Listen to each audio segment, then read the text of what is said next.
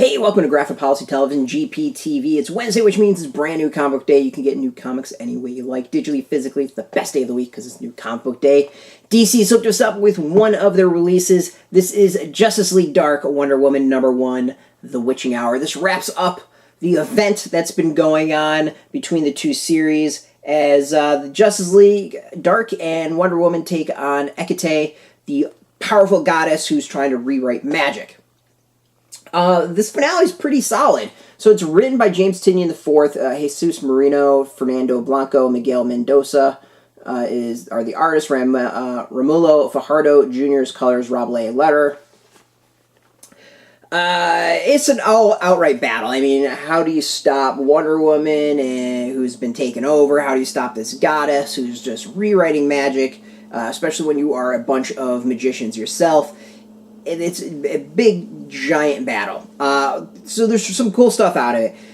It definitely sets up a new status quo for a lot of these characters. Things have been shaken in the DC universe by the end of it.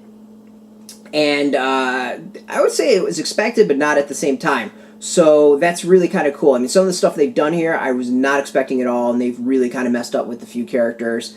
And hopefully we get to explore that more. The story is kind of fascinating, and that it really ties into the stuff that was going on with Justice League Dark before this event took place. If nothing else, this really expands upon that. It ties into stuff that's done with Dark Knight's Metal and the Dark multiverse. It's done really well, tying into a whole bunch of things, and wraps it up really nicely, setting things off in a new direction. This is exactly what an event should be doing, so kudos to all involved.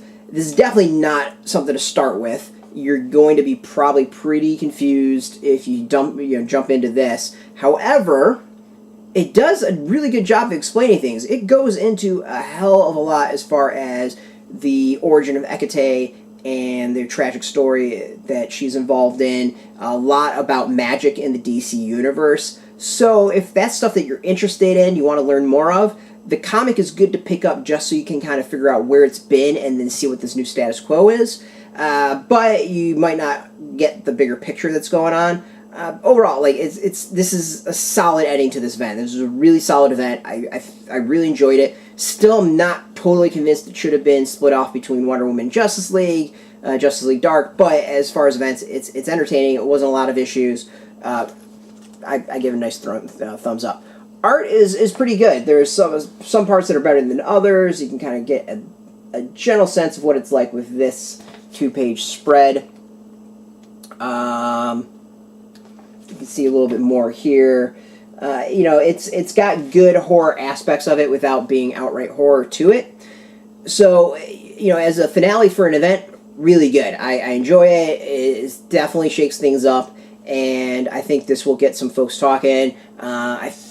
I would expect an announcement from DC for at least one of the things that is going to spin out of this fairly soon. I think it's pretty clear as to at least what one of the characters is where they're going with things.